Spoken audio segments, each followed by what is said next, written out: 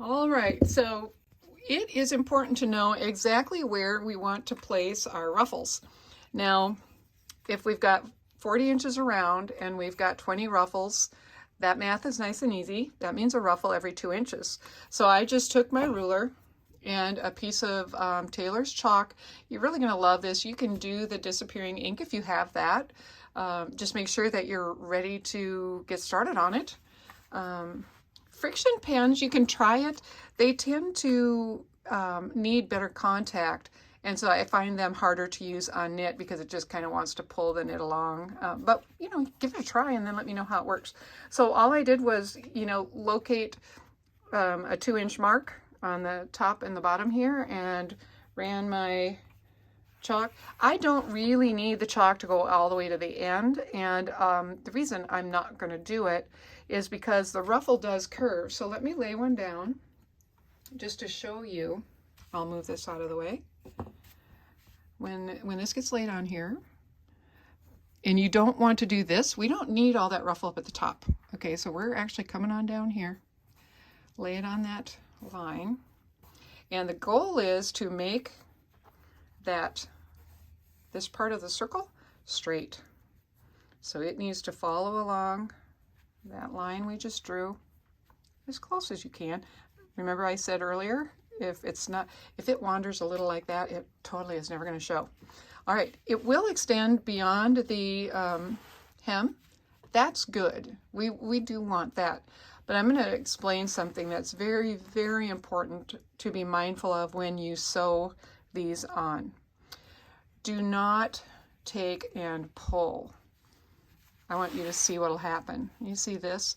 I can actually make that get really, really long, but the more I do that, the less cascading that will happen. So don't do it. It doesn't need to be stretched. It simply needs to be straightened. Okay? That we discovered by not talking about that. We have a skirt that doesn't really cascade. These just lay almost flat. It's not nearly as fun and flouncy. So I don't want that happening to yours, okay? So just be mindful that you want to get this curve, you know, just extending maybe a 1/4 inch beyond the hemline. Anchor that. If you need to, go ahead and pin it. Then you go up to the top, and the same idea, it's only extending about a 1/4 inch, and even though this is going to get attached to a band up at the top, I'll talk about that in a minute. We want that extending. Okay, so just leave it up there for now. Pin right here. Once you have those 2 pins in place, just work with your knit. Just get it to, at first, you know, when I laid it down, it looked like a mess, like it's never going to work. But you see, as you work with it, it will lay very nicely. We are going to take and put just a straight stitch on your machine, probably something around 10 to 12 stitches per inch. It doesn't need to be really tight. Sometimes when they're too tight, they'll pop. So let's not do that. On knit, it's not necessary. And we're just going to stitch. I really hugged the edge of the ruffle, you know, just, I think, 1/8 of an inch. You can go farther in. The farther in you go, the more you're going to run into these little bubbles.